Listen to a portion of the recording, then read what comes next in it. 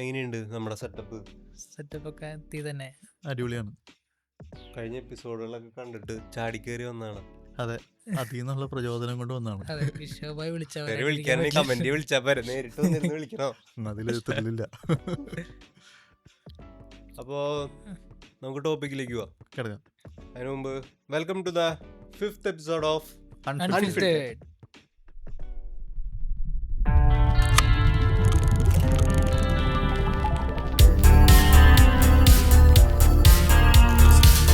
കല്യാണങ്ങള്. ഉം. കല്യാണങ്ങൾ ഇഷ്ടം പോലെ ഉണ്ട്. എനിക്ക് രണ്ടുപേരെ അങ്ങോട്ട് കാണാൻ പറ്റുന്നില്ല. ഇപ്പൊ ശരി, കല്യാണങ്ങൾ ഇഷ്ടം പോലെ ഉണ്ട്. ഉം. ഇഷ്ടം പോലെ കല്യാണത്തിന് നമ്മൾ പോയിട്ടുണ്ട്. പിന്നെ ചിലവരുടെയൊക്കെ പോകുമ്പോ നമ്മൾ പറയും സൂപ്പർ കല്യാണമായിരുന്നു കേട്ടാ, നിങ്ങൾ സദ്യയൊക്കെ കഴിക്കണം ഇല്ലേ പറഞ്ഞിട്ടുണ്ടാവും. പിന്നെ പായസത്തിനെ പറ്റി കോംപ്ലിമെന്ററി പറഞ്ഞിട്ടുണ്ടാവും. ഡ്രസ്സുകളെ പറ്റി അങ്ങനെ പറയാറുണ്ട്. പെണ്ണുങ്ങളാന്ന് തോന്നുന്നുണ്ട് കൂടുതൽ സാരീനെ പറ്റിയും ജ്വല്ലറീനെ പറ്റിയൊക്കെ പറയാൻ തോന്നണം കല്യാണത്തിന് പോകുമ്പോ. അല്ല, അങ്ങനെ ഒരു ഞാൻ പേഴ്സണലി പറയാറില്ല. നിങ്ങൾ ഞാൻ പറയാം, ഞാനും പറയുകയാണെങ്കിൽ ശ്രദ്ധിക്കാറില്ല. ഫുഡിനെ പറ്റി പറയാറുണ്ട്. ഐറ്റം ഫുഡ് ആയതുകൊണ്ട് ഇത്ര വലിയ കല്യാണങ്ങൾ, ഇഷ്ടംപോലെ വലിയ വലിയ കല്യാണങ്ങളുണ്ട്. ശരി, അതങ്ങനെ തന്നെയല്ലേ നടത്തണ്ടേ? ചിലവര് ചിലവൊക്കെ ചുരുക്കി ഇത്രയും മതി എന്ന് പറയും. എന്തിനാണ്? ആകെ ഒരു കല്യാണമാണ് വരണേ. ജനറലി ഒരു കല്യാണമാണ് ഒരാളുടെ ലൈഫിൽ വരണേ. അടിച്ചു പൊളിച്ചോണ്ട് നടത്തിക്കൂടെ? അതിൽ കാശ് വിശക്കണം എന്തിനാണ്? നന്നായിട്ട് ഗ്രാൻഡായിട്ട് നടത്തുക. ഇപ്പോൾ എല്ലാവർക്കും ഫിനാൻഷ്യൽ ബുദ്ധിമുട്ട് ഒക്കെ ചിലവർക്ക് ഉണ്ടാവാം.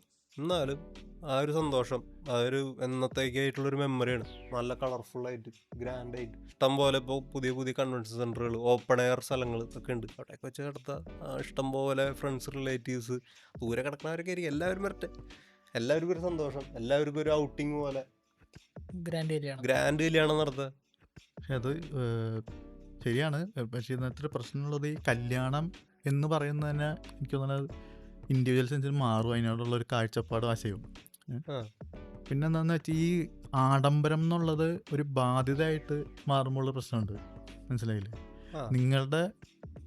നിങ്ങൾ ഉപയോഗിക്കുന്ന വസ്തുക്കൾ, നിങ്ങളുടെ ആഡംബരം, അതാണ് നിങ്ങളെ ഈ സൊസൈറ്റിയിൽ നിങ്ങളുടെ വില എന്നൊരു ഒരു ബാധ്യത ഈ ഒരു ആഡംബരം കൊണ്ട് ഉണ്ടാവുന്നുണ്ടെന്നുള്ള പ്രശ്നമുണ്ട്. മനസ്സിലായില്ലേ? എന്തിനാ അങ്ങനെ ബാധ്യതയിലേക്ക് പോണെന്തിനാ? ബാധ്യത ഇല്ലാണ്ട് തന്നെ ഇപ്പൊ കല്യാണം വരുന്ന നമുക്കറിയാം. ഇപ്പോ ഒരു ആൺകുട്ടിയുടെ ഇതാണെന്നുണ്ടെങ്കിൽ അവനൊരു 25 തൊട്ട് 30, അതിന്റെ ഇടയിൽ എന്തായാലും ഒരു കല്യാണം വരുമല്ലോ. ജനറലി കല്യാണം വരാലോ. അത് നേരത്തെ കൂട്ടി കാണാൻ പറ്റില്ലേ? ഒരു 20 വയസ്സ് തൊട്ട് കണ്ടൂടെ? എനിക്ക് 5 കൊല്ലം കഴിഞ്ഞ് 25 ആവുന്ന എന്തായാലും അറിയാം. കുറച്ച് സേവിങ്സ് അങ്ങോട്ട് വെച്ച് പോവാ. ഇതിപ്പോ സാധാരണ നടക്കുന്ന സേവിങ്സ് എങ്ങനെ പറഞ്ഞേ? ഒരു പയ്യനുണ്ടാക്കിയ, അതായത് 20 തൊട്ട് 30 വയസ്സിലുണ്ടാക്കിയ ഫുൾ കാശും എടുത്തിട്ടായിരിക്കും ഒരു ആഡംബര കല്യാണം നടത്തണേ. അതിന്റെ ഒരു ആവശ്യമുണ്ടോ? അല്ല, മാത്രല്ല ഞാനിപ്പോ എൻ്റെ ഒരു പേഴ്സണലി ഒരു അഭിപ്രായം പറയാണ്.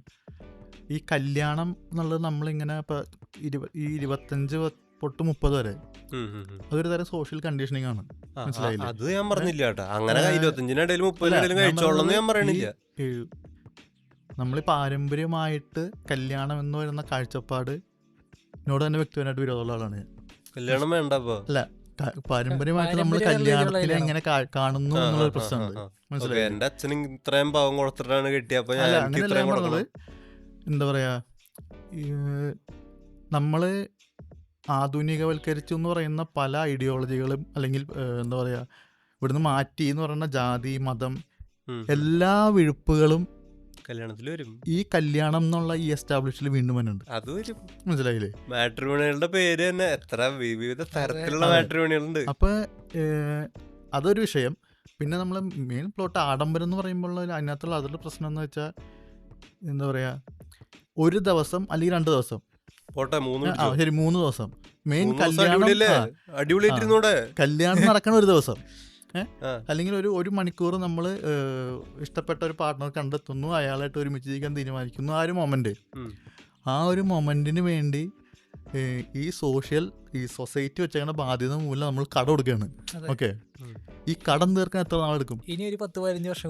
അതായത് ഈ ഒരൊറ്റ ദിവസത്തിന്റെ ഒരു ആഘോഷത്തിന് വേണ്ടിയാണ് ഒരാളുടെ ജീവിതം, കുടുംബം, ഇപ്പൊ ഒരു ആധാരം പണയം വെച്ചിട്ടായിരിക്കും എടുക്കുന്നത്. പിന്നെ ചിലപ്പോൾ ചില ആൾക്കാർ ഗൾഫിൽ പോയി ഉണ്ടാക്കി വെച്ച കാശ് ചിലപ്പോൾ മൊത്തത്തിനകത്തേക്ക് ഇൻവെസ്റ്റ് ചെയ്യും. മനസ്സിലായില്ലേ? അതായത് ഒട്ടും പ്രൊഡക്റ്റീവ് ആവണില്ല ഈ മണി. ഇവരുടെ ഇപ്പം ഇത് മാറ്റി വെച്ചിട്ട് ഇവരുടെ ജീവിത നിലവാരം ഉയർത്താൻ പാകത്തിനുള്ള എന്തോരം കാര്യങ്ങൾ ഈ പൈസ വെച്ച് വേറെ ചെയ്യാം. ചെറിയ ചെലവ് ചുരുക്കി ഗ്രാൻഡായിട്ട് നടത്താൻ പറ്റും. ഈ ഇപ്പോ ഓപ്പൺ എയർ പറമ്പുകളൊക്കെ ഉണ്ട്, കൺവെൻഷൻ സെന്റർ പോലെ തന്നെ പറമ്പുകളുണ്ട്. അവിടെ വലിയ പൈസയൊന്നും ഇല്ല. അവിടെ നമുക്ക് ലൈറ്റും പരിപാടികളൊക്കെ ഇട്ട് എല്ലാവരും വിളിച്ച് സ്പേസ് ആയി. ഇപ്പൊ മഴക്കാലം അല്ലാത്തൊരു സീസൺ ആണെന്നുണ്ടെങ്കിൽ നല്ല കൂൾ ടെമ്പറേച്ചർ ആയിരിക്കും. നൈറ്റൊക്കെ പരിപാടി നടത്തുമ്പോൾ നല്ല കളർഫുൾ ആയിരിക്കും. ഇഷ്ടംപോലെ ആൾക്കാരെ വിളിക്കുക, ഫുഡ് കൊടുക്കുക. സൊസൈറ്റി ഉണ്ടാക്കുന്ന ഒരു പ്രഷറുണ്ട്, അതാണ് ഞാൻ പറയുന്ന പോയിന്റ്. പിന്നെ എന്താന്ന് വെച്ചാൽ കല്യാണം, ഞാനും എൻ്റെ ഏറ്റവും അടുത്തൊരു ഞാൻ ഒരു പാർട്ട്ണറായിട്ട് ഒരുമിച്ച് ജീവിക്കാൻ തീരുമാനിക്കുന്നു. ആ ഒരു സന്തോഷം പങ്കുവെക്കാനാണ് നമ്മൾ ബാക്കിയുള്ളവരെ വിളിക്കുന്നത്. ഓക്കെ, ഞാൻ എൻ്റെ ഏറ്റവും നല്ലൊരു സന്തോഷമായിട്ടുള്ള സമയത്ത് അത് മറ്റുള്ളവരെ അറിയിക്കുന്നു. ഈ വരുന്ന ആളുകൾ, ഇപ്പം ഞാൻ പറയുകയാണ്, ഇപ്പോൾ 100 പേര് വന്ന് നമ്മൾ ഫുഡ് 80 പേർക്ക് തരുന്നുള്ളൂ. ഈ കഴിക്കാൻ പറ്റാത്ത 20 പേര് എങ്ങനെ ഇതിനെ കാണുന്നത്? അയാളുടെ ഇത്ര പേര് വിളിക്കുന്നതിനാണ്. സോ നമ്മൾ ആ കല്യാണത്തിന്റെ ഭാഗമാകാനാണ് പോണ, ഈ ഫുഡ് കഴിക്കാനാണ് പോണത്. ഓക്കെ, ഈ സന്തോഷത്തിന്റെ ഭാഗമായിട്ട് നമ്മൾ നിൽക്കുമ്പോൾ അവിടെ നിന്ന് ഒരു വെള്ളം കുടിച്ചാലും മതി. നമുക്ക് കാണേണ്ടത് അവരുടെ ഏറ്റവും ലൈഫിലെ ഏറ്റവും ഒരു അച്ചീവ് മൊമെന്റിലേക്ക് നമ്മൾ ഭാഗമാവണത്. അപ്പോൾ ഇങ്ങനെയുള്ള ഈ നമ്മൾ ഈ കണ്ടീഷൻ ചെയ്യുമ്പോഴുള്ള പ്രശ്നം എന്ന് വെച്ചാൽ ഇത് ഉള്ളുകൊണ്ടും ഈ ഇങ്ങനെയൊന്നും വേണ്ട എന്ന് പറയുന്ന ആളെ ഇതിനകത്തേക്ക് പ്രഷർ ചെയ്യാണ്. മനസ്സിലായില്ലേ? നിങ്ങൾ ഇങ്ങനെ പാടുള്ളൂ, അല്ലെങ്കിൽ എന്താ അയാളെങ്ങനെ ചിന്തിക്കും, വേറൊരാളെങ്ങനെ ചിന്തിക്കും എന്നുള്ള പ്രശ്നം. ഇപ്പോ ഇത് ഓരോ കാര്യങ്ങളെ മോഡേണൈസ് ചെയ്തു എന്ന് പറയില്ലേ. ഇപ്പൊ പണ്ട് അമ്പലത്തിൽ പോവാ താലി കിട്ടാ ചടങ്ങ് കഴിഞ്ഞു, പിന്നെ സദ്യം കൊടുത്തു വിടാണ്. പക്ഷെ ഇപ്പോ ആ മൊമെന്റ്സ് നമ്മൾ ഡിജിറ്റൽ ക്യാമറയൊക്കെ വന്നു, ഇഷ്ടം പോലെ GB കണക്കിന് സേവ് ചെയ്യാം ഫോട്ടോസും വീഡിയോസും. അപ്പോൾ നല്ല മൊമെന്റ്സ് ക്യാപ്ചർ ചെയ്ത് വെക്കാണ്. ആ മൊമെന്റ്സ് ഉണ്ടാക്കാൻ വേണ്ടിട്ടാണ് ഓരോ അഡീഷൻ മൊമെന്റ്സ് ക്യാപ്ചർ ചെയ്യണേ നമ്മൾ പൈസ ചെലവാക്കണ്ടല്ലോ. നല്ല മൊമെന്റ്സ് കാലകാലം നിൽക്കണമെന്നുണ്ടെങ്കിൽ നല്ല ക്വാളിറ്റിയിൽ എടുക്കണ്ടേ, അതിന് പൈസ കൊടുക്കണ്ടേ, നല്ല ലക്ഷങ്ങൾ. അത് നമുക്ക് തോന്നുന്ന ഈ എന്താ പറയാ, ആ ഒരു സാധനം നമ്മുടെ ചുറ്റുപാട് ഉണ്ടാക്കുന്ന ഒരു വ്യാജമായിട്ടാണ് എനിക്ക് തോന്നുന്നത്. ഈ പറഞ്ഞ ഈ പൈസ കുറയ്ക്കാൻ പറ്റും. ഇപ്പൊ പെണ്ണുവീട്ടിന്റെ സൈഡിൽ നിന്ന് ഒരു സ്റ്റില്ല്, 2 വീഡിയോ, ഒരു മറ്റേ എന്നിട്ടാ കാൻഡിഡ് എന്നൊക്കെ പറഞ്ഞു വരും. വേണ്ട, 2 പേരും കൂടെ ഇരുന്നിട്ട് ഒരു ടീമിനെ ഏൽപ്പിച്ചാൽ മതി, പരിപാടി ചെയ്യുമല്ലേ, 2 വീട്ടുകാർ അങ്ങനെയൊക്കെ ചെലവ് കുറയ്ക്കാം.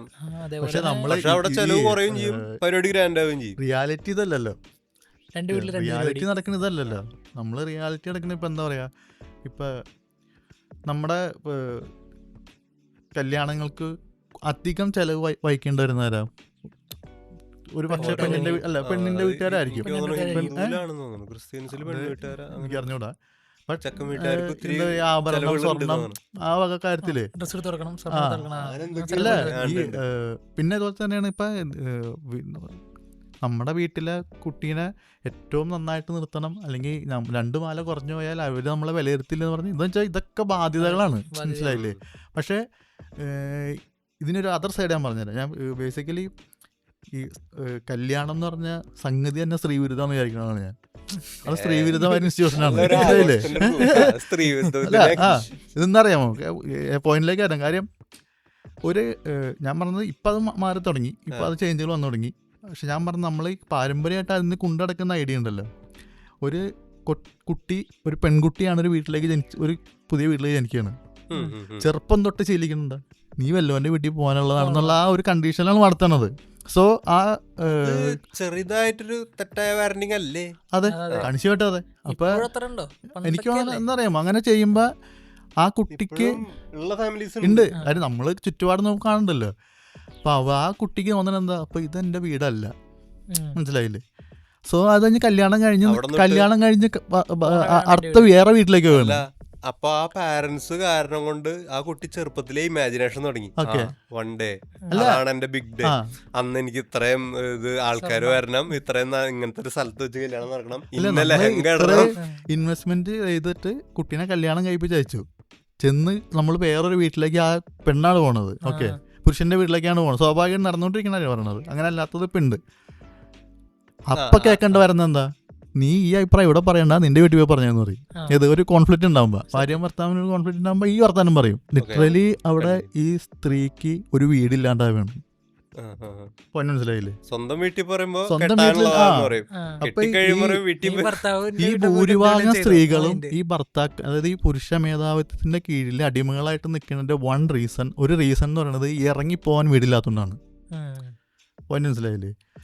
ഈ അപ്പൊ എന്താ ഫെമിനിസ്റ്റുകളുടെ ജനനം അല്ല, ഞാൻ ഫെമിനിസ്റ്റ് അത് വേറെ തന്നെ ഒരു കാര്യമാണ്. എന്നാലും ഇപ്പൊ ഈ പറഞ്ഞാലപ്പ എന്താ പറയാ, സ്വന്തമായിട്ട് ചെറുപ്പം തൊട്ട് പാരന്റ്സ് മോളെ കെട്ടിച്ചിടാനുള്ള അപ്പൊ തൊട്ട് സേവിങ്സ് ഇപ്പൊ ഇതിപ്പോ എന്നിട്ട് കെട്ടിച്ചു അല്ലെങ്കിൽ കെട്ടിച്ചു വിട്ടി അവര് അപ്പൊ ഇതെന്ന് വെച്ചാ ഇങ്ങനെ ഇറങ്ങിപ്പോവാൻ ഇടയില്ലാണ്ടാവുമ്പോഴാണ് ഇപ്പൊ വീട്ടിൽ പോയാലും പറയാ നീ സഹിച്ചൊക്കെ നിക്ക്. മനസ്സിലായില്ലേ? അപ്പൊ ഈ നമ്മുടെ സബ്ജക്റ്റിലുള്ള എനിക്കുള്ള പ്രശ്നം എന്ന് വെച്ചാൽ ഞാൻ ഈ ഇൻസ്റ്റിറ്റ്യൂഷന് തന്നെ ബേസിക്കലി ഈ ഒരു പരിപാടിക്ക് തന്നെ അഗെയിൻസ്റ്റ് ആയിട്ട് നിൽക്കുന്ന ഒരാളാണ്.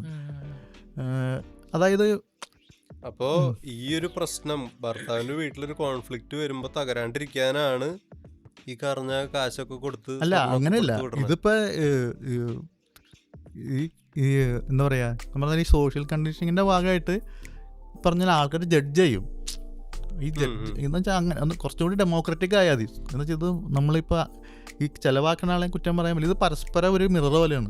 സൊസൈറ്റി ശരിയായാലാണ് ഇത് ശരിയാവുള്ളൂ. ഞാൻ ഇപ്പോൾ നിങ്ങൾ പറഞ്ഞ പോയിന്റ് സപ്പോർട്ട് ചെയ്യാൻ ഒരു കാര്യം പറയാം. ഫസ്റ്റ് ഓഫ് ഓൾ ഈ കല്യാണത്തിന്റെ ചെലവുകൾ അതൊരു കോമ്പറ്റീഷൻ പോലെ എടുക്കാണ്ടിരിക്കുക, അപ്പോൾ പ്രശ്നം തീർന്നു. ഇത് നമ്മുടെ രണ്ട് വീട്ടുകാരുടെ ഒരു ആഘോഷമാണ്, അടിപൊളിയായിട്ട് നടത്തണം, ആ ഒരു ചിന്തയിലേക്ക് വരിക. അങ്ങനെ പറ്റില്ലല്ലോ. ഇപ്പൊ എന്റെ വീടിന്റെ അപ്പുറത്തെ വീട്ടില് 4000 പേരെ അയ്യോ അവര് അന്ന് വിരുന്നിന് വന്നപ്പോ ഇത്രയും പേർക്ക് ഇത് പലഹാരം കൊടുത്തതാ.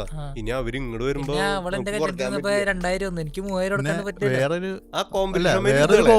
വേറൊരു കോമ്പറ്റീഷൻ ഉണ്ട്. അത് എനിക്കറിഞ്ഞല്ലോ. എല്ലായിടത്തും എല്ലാ സ്ഥലം മാറുമ്പോ അതിന്റെ കൾച്ചറൽ വ്യത്യാസം ഒന്നും അറിയില്ലേ.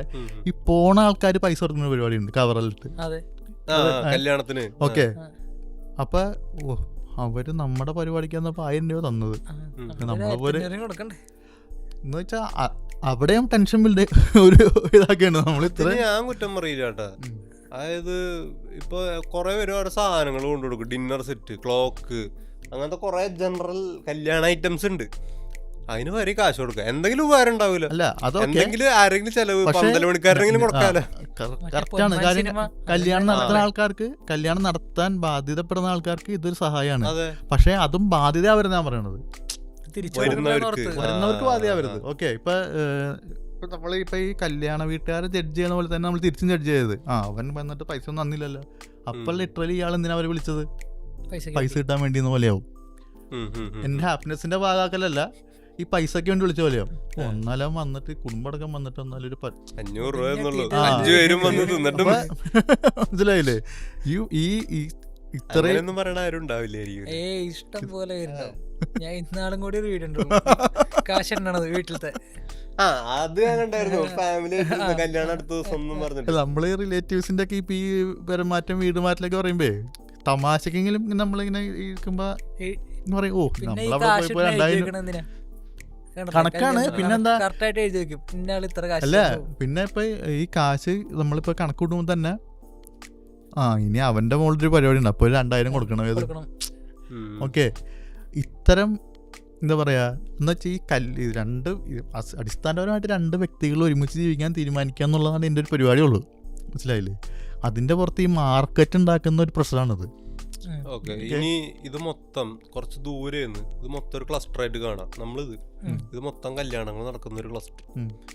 അവിടെ കുറെ കല്യാണങ്ങൾ അങ്ങോട്ടും ഇങ്ങോട്ടൊക്കെ നടക്കുന്നു, കാശ് അങ്ങോട്ടും ഇങ്ങോട്ടൊക്കെ കൊടുക്കുന്നു. എന്താ പ്രശ്നം? അതിന്റെ ഒരു പോയിന്റ് ഉള്ളത്, ഈ പൈസ അധികം കയ്യിലുള്ള ആളുകളുടെ പൈസ ഇത് സൊസൈറ്റിയിലേക്ക് ഇറങ്ങണ്ടെന്നുള്ളൊരു പോസിറ്റീവ് ഉണ്ട്. എന്ന് വെച്ചാൽ 12 മണിക്കാർ കാശ് കൊടുക്കുക, അതായത് പൈസ ചലിക്കണ്ട്. ഓക്കെ, ആ അർത്ഥത്തില് ഈ വെടിക്കെട്ടുകാർക്ക് വരെ പൈസ കൊടുക്കുന്നുണ്ട് കല്യാണത്തിന്. അതെ, ഈ പൈസ ഇറങ്ങണ്ടല്ലോ. ഒറ്റ ഒരു ഇവന്റ് മാനേജർ മൊത്തത്തിൽ എടുക്കും. പിന്നെ ഓർക്കസ്ട്രേഷൻ, ലൈവ് ഇൻസ്ട്രുമെന്റ്സ് വായിക്കുന്നവർക്ക്, ക്യാമറ ഡിപ്പാർട്ട്മെന്റ്, ഇഷ്ടം പോലെ ഡിപ്പാർട്ട്മെന്റ് അതിന്റെ ഉള്ളിൽ കയറാം. സാധാ ഒരു കല്യാണത്തിന് മിനിമം ഒരു 15 ലക്ഷം രൂപയിലും കൈ കാണണം. അതാണ് വിശ്വാസം പറഞ്ഞു തന്നെ. അല്ല, അതൊരു ആഘോഷത്തിന് കാശ് കൊടുക്കണ തെറ്റ് അല്ല. ഒരു വീട്ടില് അല്ല, ഇപ്പൊ തമാശയായിട്ടൊരു കാര്യം പറയാ, ഈ നമ്മുടെ ഈ പരിപാടി എന്താ പറയാ, ഇനി വിശാഖയുടെ മണ്ണുണ്ടല്ലോ, ഇനി പൈസ കുറഞ്ഞു പോയാൽ നമ്മൾ കുറ്റം പറയില്ലേ എന്ന് ആരെങ്കിലും ചിന്തിച്ചാലും തെറ്റു പറയാൻ പറ്റില്ലല്ലോ. അതല്ല, ഒരു വീട്ടിൽ സാധാരണ പറഞ്ഞ ചെലവുകള്, ഇപ്പോൾ എന്തെങ്കിലും ഒരു ബർത്ത്ഡേ, പേരുവിളി, പിന്നെ ഒരു മരണാവശ്യം, കുട്ടിയുടെ വിദേശ പഠനം, ഇതിനൊക്കെ നമ്മൾ കാശ് കണ്ടുപിടിക്കണ്ടേ? കല്യാണത്തിന് കൂടെ കണ്ടുപിടിച്ചാൽ എന്താ പ്രശ്നം? എന്താണ് കല്യാണത്തിന്റെ ആഡംബരം പോലെ തന്നെയാണ് ഈ പറഞ്ഞ വിഷയങ്ങളും. പിന്നെ ഞാൻ പറഞ്ഞാൽ ഇത് ഓരോരുത്തർക്ക് ഇപ്പൊ ഓക്കെ, എനിക്കിപ്പോ ആഡംബരമാക്കണ്ട, ആഘോഷപരമാക്കാലോ. അല്ല, അതെന്ന് വെച്ചാൽ അറിയാം, ഈ ആഘോഷം എന്ന് പറയുമ്പോഴും എന്താണ് ആഘോഷം എന്ന് ചോദിക്കാല്ലോ. എന്താണ് ആഘോഷം? എന്റെ ആഘോഷം എന്താണെന്ന് വെച്ചാൽ അവിടെ മാറും, പെർസ്പെക്റ്റീവ് മാറും, നമ്മുടെ കാഴ്ചപ്പാട് മാറും. ആഘോഷത്തിന്റെ അളവ് മാറണം, അത് കോമ്പറ്റീഷൻ ആക്കണോണ്ടാണ് പ്രശ്നം. ഇപ്പം ഞാൻ ഇപ്പോൾ എൻ്റെ കാര്യം പറയാൻ, ഞാൻ മാരേജ് ചെയ്തത് രജിസ്റ്റർ ഓഫീസിൽ വെച്ചിട്ടാണ്, മനസ്സിലായില്ലേ? ഞാൻ വ്യക്തിപരമായിട്ട് ഏതെങ്കിലും മതമോ ദൈവം അങ്ങനെ ഫോളോ ചെയ്യുന്ന ആളല്ല, ഞാനും എൻ്റെ പാർട്ട്ണറും അതെ. അപ്പോൾ ഞങ്ങൾ ചെയ്തത് എന്താണെന്ന് വെച്ചാൽ, എൻ്റെ കയ്യിലും ആളുടെ പേര് സനിത എന്നാണ്, അപ്പോൾ ആളുടെ കയ്യിലും ഇതിന് ചിലവാക്കാൻ പൈസ ഇല്ല, മനസ്സിലായില്ലേ? ഓക്കെ, അപ്പോൾ നമ്മൾ ഈ ഒരൊറ്റ ദിവസത്തിന് വേണ്ടി ഈ ബാധ്യത മൊത്തം തല കയറ്റി, കാരണം ഇത് ഞാനും അവളും കൂടി എടുത്ത തീരുമാനമാണ്, മനസ്സിലായില്ലേ? അപ്പോൾ നമുക്ക് ഈ ഞങ്ങൾ തന്നെ സ്ട്രഗിൾ ചെയ്യാണ് മുമ്പോട്ടുള്ള ജീവിതത്തിന്. ഈ ഒറ്റ ദിവസത്തിന് നമ്മൾ എടുക്കുന്ന ഈ ബാധ്യത കയറ്റി തലയിൽ വെച്ചാൽ ഇതൊരു 5-6 കൊല്ലത്തേക്കുള്ള ഇൻവെസ്റ്റ്മെന്റ് ആണ്. ഇത് നമ്മൾ പൈസ കണ്ടെത്തണം, അടയ്ക്കണം. ആ ദിവസം കഴിഞ്ഞു, ആ ദിവസത്തിന്റെ ആഘോഷം കഴിഞ്ഞു. അടുത്ത ദിവസം റിയാലിറ്റിയിലേക്ക് വന്നു കഴിഞ്ഞാൽ പിന്നെ ഈ പറഞ്ഞ ഇന്നലെ നമ്മൾ വരുത്തി വെച്ച ബാധ്യതകളുടെ ലിസ്റ്റ്, ടെൻഷൻ. പക്ഷെ ഓക്കെ, ഇതൊക്കെ നിങ്ങളുടെ രണ്ടുപേരുടെ കാര്യം. പക്ഷെ അതില് വിഷമിച്ച ഇഷ്ടം പോലെ പേരുണ്ടാവില്ലേ? നിങ്ങളുടെ രണ്ടുപേരുടെ സൈഡിലത്തെയും ഫ്രണ്ട്സ് അവരെത്ര പേര് വിഷമിച്ചിട്ടുണ്ടാവും. അവരുടെ ഒരു കല്യാണം ഞാൻ ചെറുപ്പം മുതലേ അല്ലെങ്കിൽ കുട്ടിക്കാലം മുതലേ ഞാൻ നന്നായിട്ട് നടത്തണം എന്ന് വിചാരിച്ചിരുന്നു. ആ ഒരു കല്യാണം കൂടണം എന്ന് ആഗ്രഹിച്ചായിരുന്നു. എന്റെ മറുപടി എന്ന് വെച്ചാൽ, ഈ കല്യാണം കൂടുക, ഈ എസ്റ്റാബ്ലിഷ്മെന്റുകൾ എന്നുള്ളത് ഈ സൊസൈറ്റിയിൽ ഒരു എന്താ പറയാ, തെറ്റാന്ന് പറയരുത്, മാറ്റപ്പെടേണ്ട ചിന്തയാണ്, മനസ്സിലായില്ലേ? ഇപ്പൊ എൻ്റെ ഭാഗത്ത് നോക്കുമ്പോൾ അങ്ങനെ ചിന്തിക്കുന്ന ആൾക്കാർ അവര് എന്താ പറയാ, ഈ സൊസൈറ്റിയുടെ കണ്ടീഷനിങ് പെട്ടിട്ട് ചിന്തിക്കുന്നവരാണ്. നമ്മൾ ആ എസ്റ്റാബ്ലിഷ്മെന്റിനെതിരെ നിൽക്കുമ്പോൾ അത് ആർക്ക് വേദനിച്ചാലും അതിനെതിരെ നിൽക്കണം. അത് തിരുത്തപ്പെടുക എന്നുള്ളൊരു ആവശ്യം കൂടിയുണ്ട്. ഓക്കെ, എൻ്റെ അല്ല, അതായത് നമ്മളിപ്പോൾ ഈ സൊസൈറ്റിയിൽ നടന്നുകൊണ്ടിരിക്കുന്ന അല്ലെങ്കിൽ നിരന്തരമായി ആവർത്തിച്ചുകൊണ്ടിരിക്കുന്ന ഒരു കാര്യം നമ്മൾ വിചാരിക്കണം അത് തെറ്റാണല്ലോ, മനസ്സിലായില്ലേ? ആ തെറ്റിനെതിരെ നമ്മൾ ഫോഴ്സ്ഡ് ആവുന്നല്ല. ഈ ആചാരങ്ങള്, ഈ അനുഷ്ഠാനങ്ങൾ, ഇതിനകത്ത് ഞാൻ പറഞ്ഞത് ഇതിനെതിരെ ഇതിന്റെ അകത്ത് കുറെ സബ് ലെയറുകൾ വരുന്നുണ്ട്. പറഞ്ഞു നമ്മൾ ഒരുപാട് പോകേണ്ടി വരും. അപ്പൊ അല്ല ആചാരങ്ങൾ അതിനകത്ത് ഈ നമ്മുടെ പൊളിറ്റിക്സ് പ്രശ്നമാവുമല്ലോ. എല്ലാം എന്നെ സംബന്ധിച്ച് എല്ലാം പൊളിറ്റിക്കലാണ്, ജീവിതത്തിലെല്ലാം പൊളിറ്റിക്കലാണ്. അല്ല, കണക്റ്റഡ് അല്ല. ഒരു 100% ഞാൻ പറയണത്, എന്റെ ഡ്രസ്സ്, എന്റെ ചേഷ്ടകള് 100% പൊളിറ്റിക്കലാണ്. ഓക്കെ,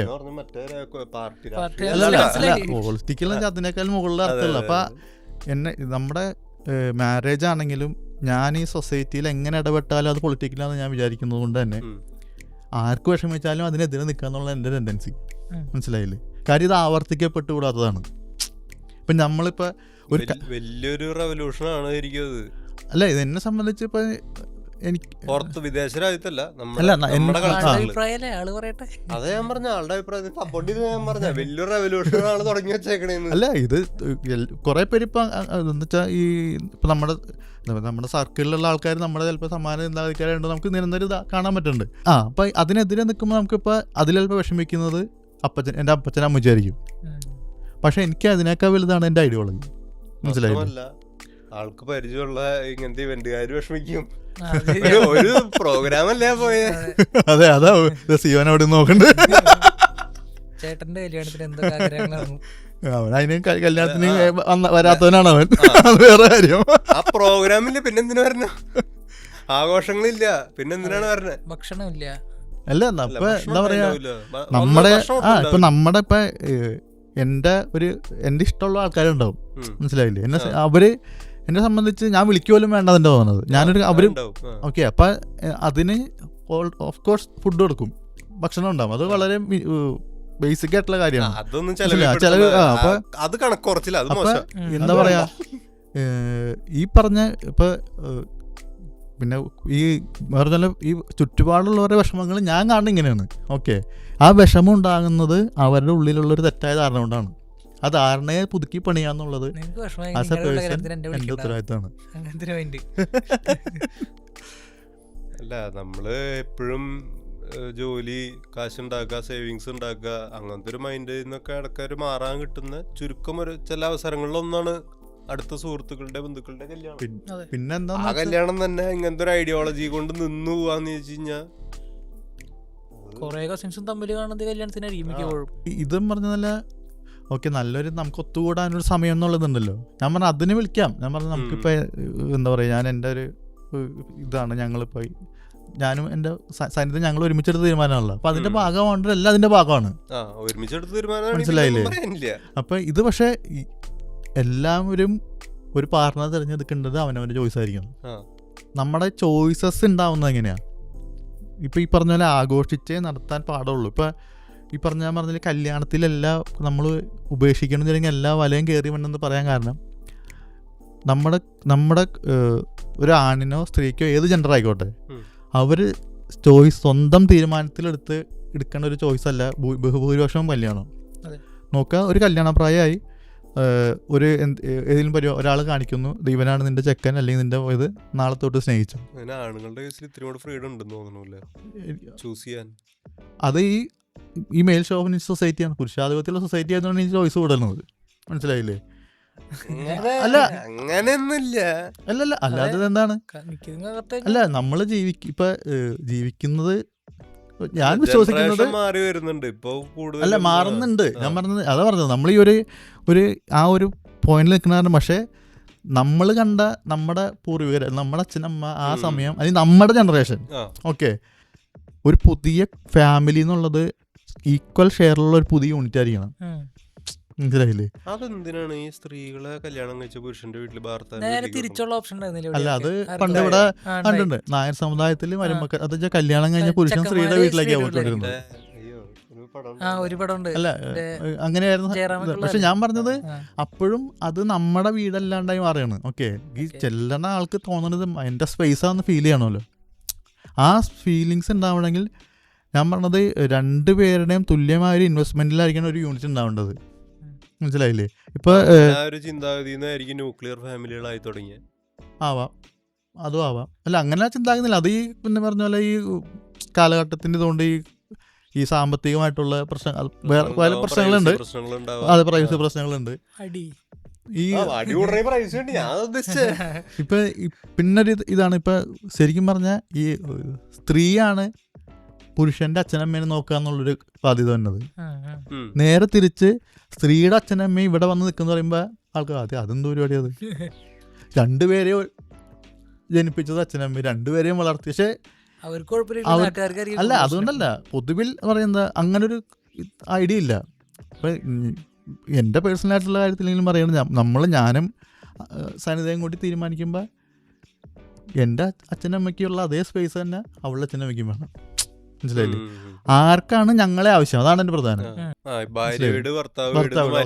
നമ്മുടെ ഒരു ഫാമിലിയുടെ, ഇത് ആളുടെ ഫാമിലിയിലത്തെ, നമ്മുടെ ഫാമിലിയിലത്തെ ഒരു വീട്, ഇത് ഫാമിലിയിലത്തെ മറ്റൊരു വീട്, അങ്ങനെ ആകണം. രണ്ടുപേർക്കും ഈക്വൽ ഇതായിരിക്കണം, ഈക്വൽ ഇമ്പോർട്ടൻസ് ആണ്. പക്ഷെ അങ്ങനെയല്ല, നമ്മള് സ്വാഭാവികമായിട്ടും ഭർത്താവിന്റെ അച്ഛനമ്മേനെ നോക്കേണ്ട ഉത്തരവാദിത്തം ഭാര്യയ്ക്കാണ്. പക്ഷെ ഈ കൺസേൺ ഭാര്യയുടെ അച്ഛനമ്മയ്ക്കും കിട്ടണില്ല. അത് കിട്ടണം, അത് മാറി ചിന്തിക്കണം. അല്ല, അതിനോട് അനുകൂലിക്കും. എന്നുവെച്ചാ ഇപ്പൊ ഒരു കല്യാണം കഴിഞ്ഞു കഴിഞ്ഞാൽ സ്ത്രീ സ്വാഭാവികമായിട്ടും അച്ഛന്റെ പേര് മാറ്റി ഭർത്താവിന്റെ പേര് ഇടുക. കാര്യം അതാ, മനസ്സിലായില്ലേ? അഡ്രസ് മാറുക, എല്ലാം മാറുകയാണ്. ഓക്കെ, അപ്പൊ സ്വാഭാവികമായിട്ടും ഈ ഇയാള് പർച്ചേസ് ചെയ്യാനാണ് സ്വാഭാവികം. മനസ്സിലായില്ലേ? പിന്നെ അല്ല, ഞാൻ പറഞ്ഞു, ഇപ്പൊ താലി കെട്ടുക, ഈ ചന്ദന മറ്റേ സിന്ദൂരം തൊടുക, ഇതൊന്നും പുരുഷന് മാതിരിയാവുള്ളല്ലോ. അതിന്റെ അടയാളം എന്താ? ഈ സ്ത്രീ എന്റെ പ്രൈവറ്റ് പ്രോപ്പർട്ടിയാണ്. ഓക്കെ, ഒരു സയന്റിഫിക് കാര്യം ഉണ്ടാവും. ഒരു സയന്റിഫിക് ഇല്ല, സയൻസ് ആണ്. അല്ല, ഇത് കല്യാണത്തിന്റെ ബൈ പ്രൊഡക്റ്റ് ആണത്. നമ്മൾ കല്യാണം എന്ന് പറയുമ്പോൾ അതിനകത്ത് ഈ ഒരു പൊളിറ്റിക്സ് ഉണ്ട്. മനസ്സിലായില്ലേ? അപ്പൊ ഇത് പറഞ്ഞാൽ ഈ സ്ത്രീ എന്നുള്ളത് പുരുഷന്റെ ഒരു പ്രൊഡക്റ്റായിട്ട് മാത്രം മാറും. ഇപ്പം നമ്മുടെയൊക്കെ ചെറുപ്പത്തില് അങ്ങനെ പ്രൊഡക്റ്റ് ആയിട്ട് മാറിന്ന് കാണിക്കാൻ വേണ്ടിട്ടാണോ അതെ എല്ലാവരും ഇത് വിളിച്ചു കൂട്ടി കല്യാണം നടത്തണേ? അതെ ഞങ്ങളിത് ഇയാളെ അത് അയാൾക്ക് ആഘോഷിക്കാനല്ല. അയാൾക്ക് കൊടുക്കുകയാണ്, മനസ്സിലായില്ലേ? ഓ. ഇത് പിന്നെ അത് അയാളുടെ പ്രൈവറ്റ് പ്രോപ്പർട്ടിയാണ്. ആൾക്ക് ഇൻഡിപെൻഡൻ്റ് ആയിട്ട് അഭിപ്രായമില്ല, ഇൻഡിപെൻഡൻ്റ് ആയിട്ട് ഇതില്ല. ഈ നമ്മളൊക്കെ ചെറിയൊരു കാര്യം ഇപ്പം പ്രസൻ്റ്ലി നമ്മുടെ വീട്ടിൽ കാണാൻ പറ്റും. നമ്മളെല്ലാവരും കൂട്ടി ഒന്ന് ഭക്ഷണം കഴിക്കുകയാണ്. ഓക്കെ, എന്ന് വെച്ചാൽ അച്ഛൻ, അമ്മ, പാർട്ട്ണർ, ചേച്ചി, അനിയത്തി, അച്ഛൻ, നമ്മൾ സഹോദരന്മാരൊക്കെ ഇരുന്ന്. എനിക്ക് ദാഹിച്ച് സ്വാഭാവികമായിട്ടും വെള്ളം കൊടുക്കാൻ എനിക്ക് ആരായിരിക്കും? ഏതെങ്കിലും ഒരു സ്ത്രീ ആയിരിക്കും. അവിടെയാണ് ഇന്നീക്വാലിറ്റി വരുന്നത്. അല്ല, അത് അടുക്കള അവരാ കൈകാര്യം ചെയ്യണം. അതാ പറഞ്ഞത്, അതാണ് അസമത്വം. പുറത്തു പോയി പണിയെടുത്ത് വീട്ടിലേക്ക് അധ്വാനിച്ചു കൊണ്ടുവരുന്നത് ആണുങ്ങളായിരുന്നു. വീട്ടിൽ കുക്ക് ചെയ്തിരുന്നതും വിളമ്പി കൊടുത്തിരുന്നതും സ്ത്രീകളായിരുന്നു. പക്ഷേ ഇപ്പൊ ഞങ്ങളെ ഇപ്പൊ സിയോനൊക്കെ അറിയാം. ഞങ്ങൾ ചെറുപ്പം തൊട്ടേ ക്രിസ്മസ്, ഓണം എല്ലാം വീട്ടിലാണ്. ഇവിടെ ഉച്ച വരെ അമ്മച്ചി ഇതുപോലെ ആൻറ്റി എല്ലാവരും അവരടക്കളയിൽ നിന്ന് ഭക്ഷണം ഉണ്ടാക്കും. സ്വാഭാവികമായിട്ടും അവിടുത്തെ ആൺ സമൂഹം ഫ്രണ്ടിലിരുന്ന് വിശേഷങ്ങൾ പറയും. ഉച്ച കഴിഞ്ഞ് ഈ കഴുകിയ പാത്രങ്ങൾ മൊത്തം അവർ അവിടെ നിന്ന് അടുക്കളയിൽ ഇരുന്ന് കഴുകണം. വീണ്ടും ഇവരിവിടെ ഇരുന്ന് അതേ സ്വറപറച്ചിലാണ്. അല്ല ജീ വർത്താനം പറഞ്ഞ. അപ്പൊ ഈ ഒരു അതില് ആൺപെൺ വ്യത്യാസമാണെന്ന് എനിക്ക് തോന്നിയിട്ടുള്ളത്. അതായത് ആണുങ്ങൾ കൂടുതലും കായികരമായിട്ട് അധ്വാനിക്കാൻ പ്രാപ്തരായവരാണ് പണ്ട് കാലത്ത്.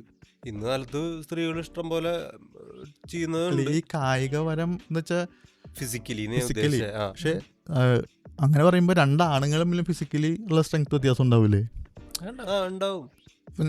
പിന്നെ സ്ത്രീകൾ അടുക്കള കൈകാര്യം ചെയ്യണത് എന്തുകൊണ്ടാന്ന് വെച്ച് കഴിഞ്ഞാൽ അവരുടെ, എനിക്ക് തോന്നിയൊരു കാര്യമാണ്, മൾട്ടി ടാസ്കിങ് എബിലിറ്റി അവർക്ക് കൂടുതലാണ് അവരുടെ ബ്രെയിനിന്. വലിയ അടുക്കളയിലും ഏറ്റവും അത്യാവശ്യം വേണ്ട സാധനമാണ് മൾട്ടി ടാസ്കിങ്. എനിക്ക് യോജിപ്പാണ്. ഞാൻ കാര്യം ഇത് ഈ പറഞ്ഞ സ്ത്രീകളെ ഇങ്ങനെ തന്നെ നിലനിർത്താൻ വേണ്ടിയിട്ടുള്ള തട്ടിപ്പ് വാദങ്ങളായിട്ട് എനിക്ക് തോന്നിയിരിക്കുന്നത്. ബ്രെയിൻ എബിലിറ്റിയിൽ വ്യത്യാസം. ഫസ്റ്റ് ഓഫ് ഓൾ നമ്മുടെ സ്ത്രീയുടെയും പുരുഷൻ്റെയും എവല്യൂഷൻ പരിശോധിച്ചാൽ സെയിം CC ബ്രെയിൻ രണ്ടുപേരും നല്ലിരിക്കുന്നത്. ഓക്കെ, പിന്നെ ഇപ്പം സ്ത്രീകളുടേതായിട്ട് നമ്മൾ പറയുന്ന അവർക്ക് ആരോപിച്ച് കിടക്കുന്ന കാര്യങ്ങൾ അതെങ്ങനെ ഉണ്ടായെന്ന് എനിക്കറിയാവുന്ന കാര്യത്തിലാണ് പറയാം. ഇപ്പം ഹരാരിനെപ്പോൾ യുവാൽ നോഹ ഹരാരിയുടെ മറ്റേ സാപ്പിയൻസിൽ പറയുമ്പോൾ അയാൾ ഫിക്ഷണൽ റിയാലിറ്റി എന്ന് പറഞ്ഞൊരു പരിപാടിയാണ്. എന്ന് വെച്ചാൽ പുരുഷൻ സ്ത്രീ എന്നുള്ള ജെൻഡർ റിയലാണ്, പുരുഷത്വം സ്ത്രീത്വം അത് ഫിക്ഷണലാണ്. മനസ്സിലായില്ലേ? അതായത് ഈ പുരുഷത്വം എന്ന് പറഞ്ഞത് നമ്മൾ ആരോപിക്കുന്ന ഫിക്ഷണലാണ്, സാങ്കല്പികമാണ്. പുരുഷന്മാരിങ്ങനെ ആയിരിക്കണം, മുണ്ട് കൊടുക്കണം, മീശ കൊടുക്കണം, മസ്കുലിനായിട്ടുള്ള കാര്യങ്ങൾ. ഈ സ്ത്രീത്വം എന്നുള്ള, അപ്പോൾ ഈ ഫിക്ഷണലി നമ്മളൊരു കാര്യത്തിൽ രണ്ട് സൊസൈറ്റി ആയിട്ട് തിരിച്ചു. അപ്പൊ ഈ രണ്ട് സമൂഹമായിട്ട് പിരിഞ്ഞ് നമ്മൾ അതിനെ റിപ്പീറ്റ് ചെയ്തുകൊണ്ടിരിക്കുകയാണ്. അപ്പൊ ഈ സമൂഹത്തിന് നമ്മൾ വീണ്ടും പതിപ്പെടുക്കാൻ തുടങ്ങും. അപ്പൊ നമ്മൾ വിചാരിക്കും ഇതൊക്കെ സ്ത്രീകളുടെ കാര്യങ്ങളാണ്. ആ ഒരു തെറ്റിദ്ധാരണ ഭാഗമായിട്ടാണ് നമ്മൾ വിചാരിക്കുന്നത് മൾട്ടി ടാസ്കിങ് സ്ത്രീകൾക്ക് മാത്രം പറ്റുന്നതാണ്. ഇപ്പം ഞാൻ അടുക്കള കൈകാര്യം ചെയ്യുന്ന ആളാണ്, മനസ്സിലായില്ലേ? ഓക്കെ, അപ്പം എന്താ പറയുക, ഒരാളുടെ ജോലി കുറയാണ് അവിടെ. ഇനി ഇപ്പം നമുക്ക് വേറൊരു പിക്ചർ എടുത്താൽ ആണും പെണ്ണും ജോലിക്ക് കൊണ്ടെന്ന് നോക്കി. ആണ് ജോലി കഴിഞ്ഞ് വീട്ടിൽ വന്ന് വിശ്രമിക്കുകയാണ് ചെയ്യണത്. ഞാൻ നമ്മുടെ ചുറ്റുപാടി കണ്ടെങ്കിൽ ഇവരെന്ത് ചെയ്യണത്, ജോലി കഴിഞ്ഞ് വന്നതിന് ശേഷവും പണിയെടുക്കുകയാണ്. മനസ്സിലായില്ലേ? സോ ഈ കല്യാണം എന്നുള്ള ഇത് വരുമ്പോൾ ഇതിൻ്റെയൊക്കെ, അതാണ് ഞാൻ ആദ്യമേ പറഞ്ഞത്, ഈ കല്യാണം എന്നുള്ള സ്ഥാപനത്തിനെ തന്നെ നമ്മൾ പുതുക്കി പണിയേണ്ട ആവശ്യമുണ്ട്. മനസ്സിലായില്ലേ? അതിനെ വീണ്ടും പല രീതിയിൽ അതിനെ വ്യാഖ്യാനിക്കേണ്ടതായിട്ടും അതിനെ തിരുത്തേണ്ടത് ഘട്ടമുണ്ട്.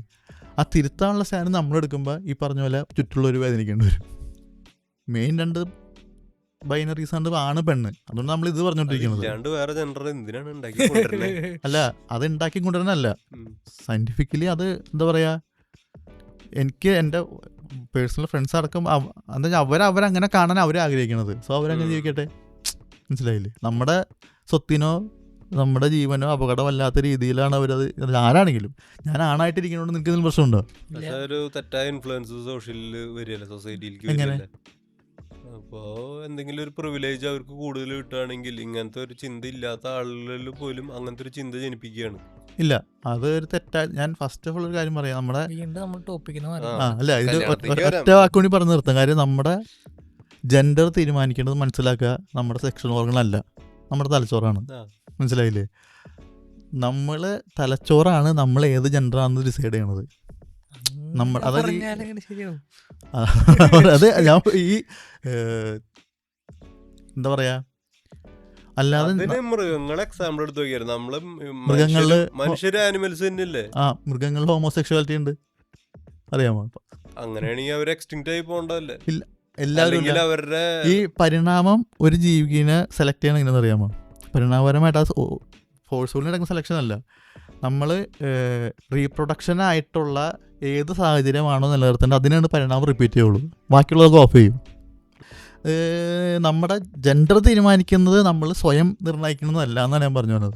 എന്നാൽ നാളെ ഞാൻ കാലത്ത് എണീറ്റിട്ട് അന്നൊരു പെണ്ണിനെ അവിടെ ആകർഷിച്ച് കളഞ്ഞേക്കാം, അങ്ങനെയല്ല, അങ്ങനെ പറ്റില്ല, മനസ്സിലായില്ലേ? അതിന് എന്നല്ല, ഇത് വേറെ എപ്പിസോഡ് സംസാരിക്കേണ്ട കാര്യമായിരിക്കും, പക്ഷേ അതിൻ്റെ ഒരു ബേസ് അതാണെന്നാണ് എൻ്റെ ആണും പെണ്ണെന്നുള്ള 2 ജെൻഡർ മതി, അതിൽ കൂടുതൽ ആവശ്യമില്ലാതാണ് എനിക്ക് തോന്നിയത്. ഞാൻ പറഞ്ഞത് എന്തോരം വൈവിധ്യങ്ങളുണ്ടോ അത്രയും ഉണ്ടാവട്ടെ എന്ന് ഞാൻ ആഗ്രഹിക്കും. കാരണം ഈ വൈവിധ്യങ്ങളിലാണ് ഡെമോക്രസി ഉള്ളത്. ഈ വൈവിധ്യങ്ങളിലാണ് ഡെമോക്രസി. അല്ല പ്രശ്നമല്ല, അല്ല ഞാൻ പറയുന്നത് തെറ്റാന്ന് പറയാനുള്ള എന്താണല്ലോ, നമ്മുടെ ഡെമോക്രസി ജനാധിപത്യമായിട്ട് നിങ്ങൾ ഞാൻ പറയുന്ന വാദത്തിന് എന്തായാലും എതിർക്കാം. പറയുന്നത്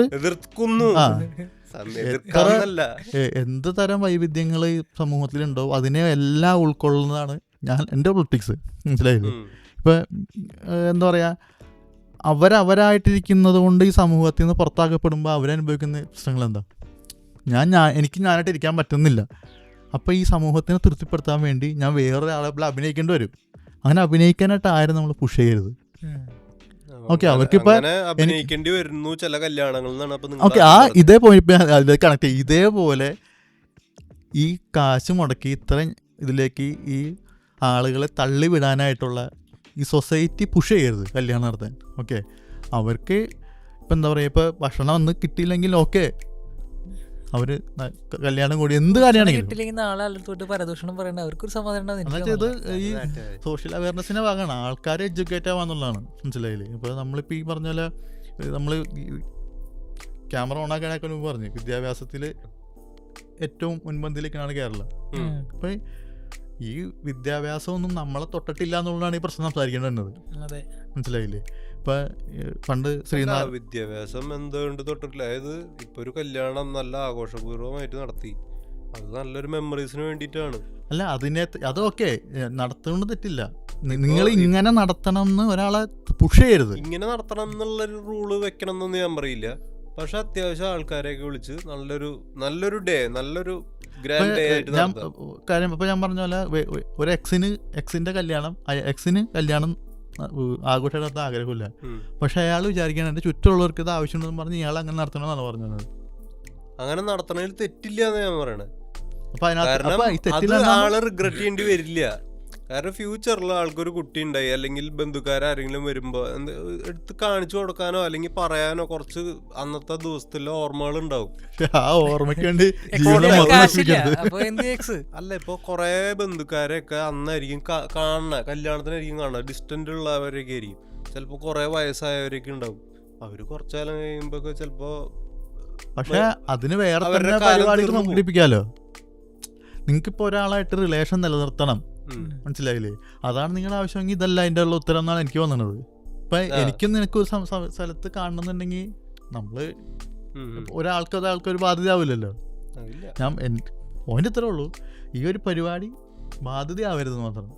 ഇതുകൊണ്ട് ഒരാൾ ജീവൻ നശിക്കരുത്. ഇപ്പൊ എത്ര പേര് ഇപ്പൊ കല്യാണം നടത്തി കടം കയറിയ ആൾക്കാരുണ്ട് നമ്മള് ചുറ്റും. നമ്മുടെ അത് ഈ ആഘോഷത്തിന് അല്ലെങ്കിൽ ഈ കല്യാണത്തിന് കോമ്പറ്റീഷനായിട്ട് കോമ്പറ്റീഷൻ അല്ല. അതുകൊണ്ട് ഇങ്ങനെ നടത്തിയില്ലെങ്കിൽ എന്നെ എങ്ങനെ ആൾക്കാർ കാണും എന്നുള്ള പ്രശ്നത്തിലേക്ക് ഇവൻ അതിനകത്തേക്ക് പുഷ് ചെയ്യാണ്. ആ ഒരു തോട്ട് ചെറുതായിട്ടൊന്ന് പിരിച്ചുവിട്ടാൽ മതി. അതായത് ആഘോഷപൂർവ്വമായിട്ട് എനിക്ക് നടത്തണം, അതെങ്ങനെ ചെലവ് ചുരുക്കി നടത്താം, ആലോചിച്ചാൽ കിട്ടും. അല്ല, ഇത് അതിലും ആലോചിച്ചാൽ കിട്ടും. ഒരു പരിപാടി നടത്താം, എന്തിനാണ് നടപ്പാവണത്? അത് പറഞ്ഞ പോലെ മറ്റുള്ളവരുടെ സാറ്റിസ്ഫാക്ഷന് വേണ്ടിയിട്ടാണ് ഞാൻ ചെയ്യണമെന്നുള്ളതാണ് ഒരു ബേസിക് പ്രശ്നം.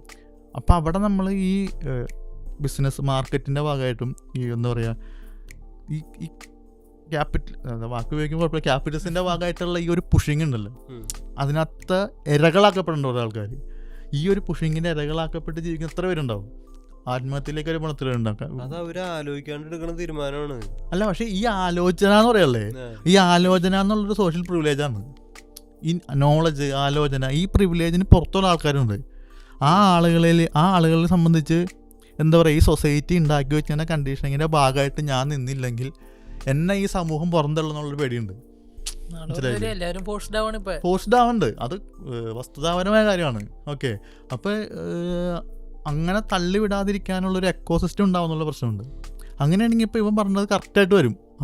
ആഘോഷിക്കുക എങ്ങനെ, ഇപ്പോൾ എൻ്റെ കല്യാണത്തിന് ഞാനൊരു നാരങ്ങ വെള്ളം കൊടുക്കുന്നുള്ളൂ, പക്ഷേ ആഘോഷം സന്തോഷമാണ്. നമ്മൾ വർത്താനൊക്കെ പറഞ്ഞിരിക്കുന്നത്, തമാശയൊക്കെ പറഞ്ഞു. ഇതങ്ങനെ ഇപ്പം ഞാൻ അങ്ങനെ ഒരു 1000 പേര് വിളിച്ച് നാരങ്ങ വെള്ളവും എന്തെങ്കിലും വളരെ ചെറിയ സ്നാക്സും കൊടുത്ത് എന്തായിരിക്കും അവിടെ നിന്ന് ഉണ്ടാവുന്ന ഒരു പൊതുബോധം അവിടെ നിന്ന് ഉണ്ടാവുന്നത്. ഇങ്ങനെ ഒരുത്തൻ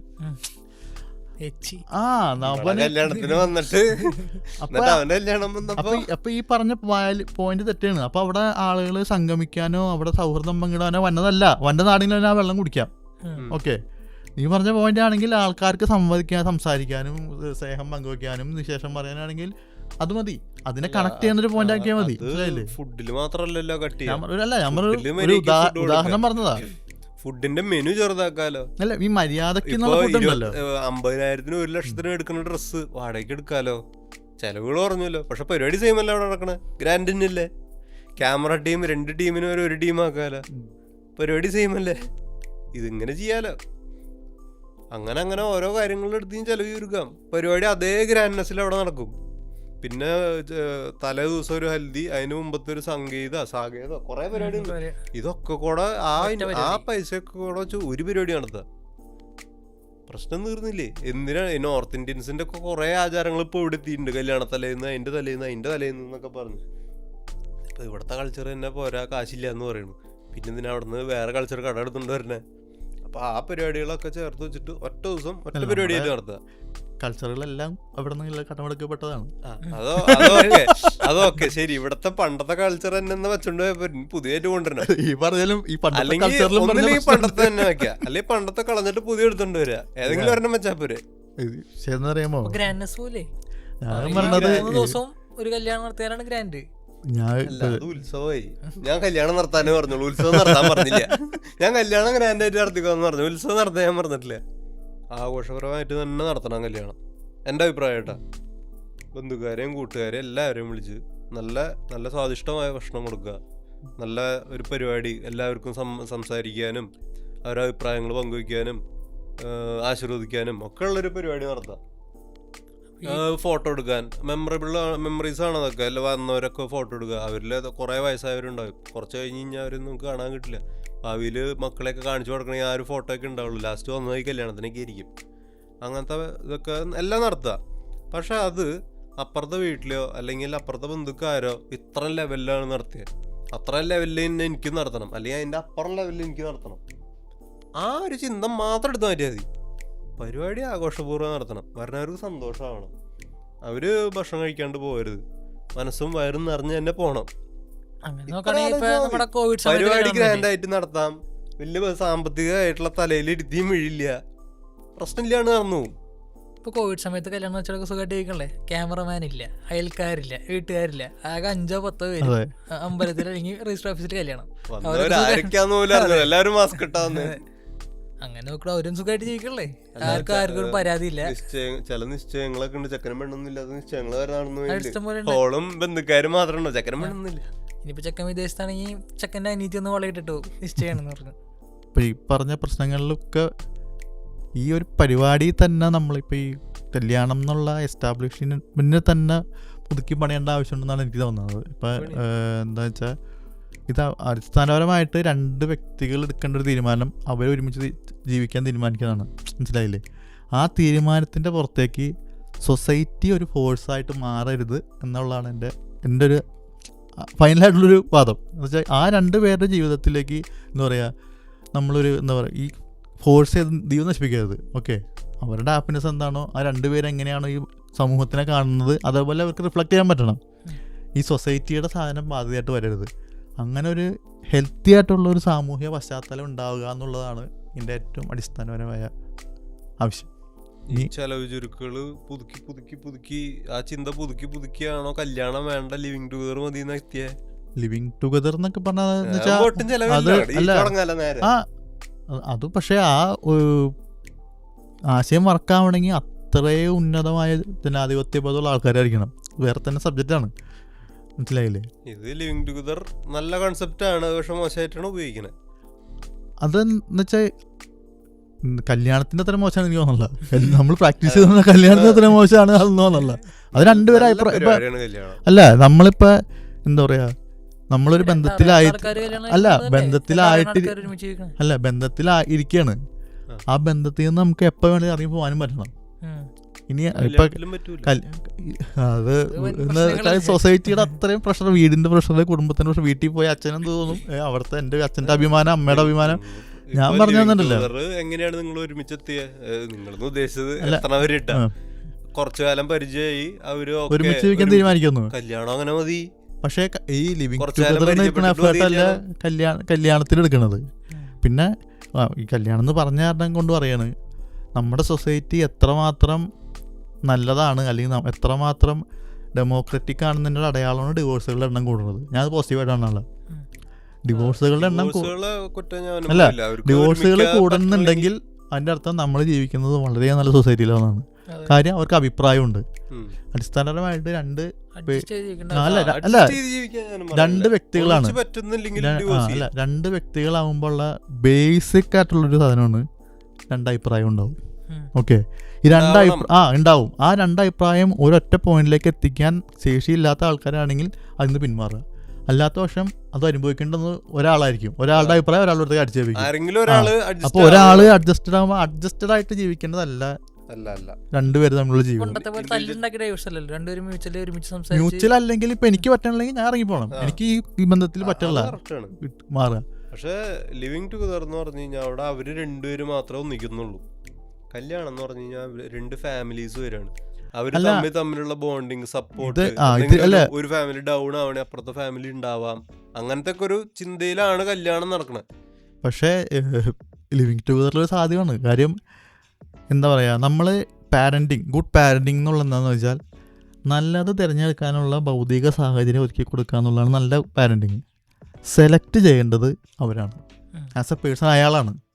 എൻ്റെ ജീവിതം എങ്ങനെ ആയിരിക്കണം, ഞാൻ ആരെ തിരഞ്ഞെടുക്കണം, ഏത് വഴിക്ക് ജീവിക്കണം, അത് പാരൻസ് അടിച്ചേൽപ്പിക്കുന്ന ഒരു സാധനമല്ല, മനസ്സിലായില്ലേ? അപ്പം അങ്ങനെ ആവരുത്. പാരൻസ് ഇപ്പം എന്താ പറയുക, ഇപ്പം ഞാൻ ആരുടെ കൂടെ ജീവിക്കണം, ഞാൻ ഏത് വഴിയിലേക്ക്, എൻ്റെ ദിശ എങ്ങനെയായിരിക്കണം, ഞാൻ എന്ത് വിശ്വാസത്തിൽ ജീവിക്കണം, ഏത് ദൈവത്തിൽ വിശ്വസിക്കണം, മനസ്സിലായില്ലേ? ഇത് നമ്മൾ ചെറുപ്പം തൊട്ടേ ഏതെങ്കിലും ഡിഫോൾട്ട് ഏതെങ്കിലും മതത്തിൻ്റെ ഭാഗമായിരിക്കും, മനസ്സിലായില്ലേ? ഞാൻ ദൈവവിശ്വാസമുള്ള ഒരാളല്ല. അല്ല, ഞാൻ വ്യക്തിപരമായിട്ട് ഞാൻ ദൈവവിശ്വാസമുള്ള ഒരാളല്ല, മതം ഫോളോ ചെയ്യുന്ന ആളല്ല. പക്ഷേ റെക്കോർഡിക്കലി ഞാനൊരു മതത്തിൻ്റെ ഭാഗമാണ്. ഓക്കെ, എന്ന് വെച്ചാൽ ഞാൻ എൻ്റെ അറിവില്ലാത്ത സമയത്താണ് എന്നെ മതത്തിൽ ചേർത്തത്. എനിക്കൊരു അഭിപ്രായമില്ല. ഞാൻ വളർന്നു വന്നപ്പോൾ ഒരു 10,000 കണക്കിന് ദൈവങ്ങളുണ്ട്, അത്രയും തന്നെ ഐഡിയോളജികളുണ്ട്. ഓക്കെ, ഇത് ഏതാണ് ഇപ്പം നമ്മളെല്ലാം ഭജനം കൊണ്ട് ഒരു വിശ്വാസം ഏറ്റെടുക്കുമ്പോൾ അതൊരിക്കലും നമ്മുടെ വിശ്വാസമല്ല, മനസ്സിലായില്ലേ? നമ്മുടെ വിശ്വാസം ആവണമെങ്കിൽ എന്താവണം, ഈ ലോകത്ത് എത്ര തരം ഐഡിയോളജികളും വിശ്വാസങ്ങളുണ്ട്, അതെനിക്ക് അതാണ് ശരി, അതാണ് സ്വന്തം തീരുമാനം.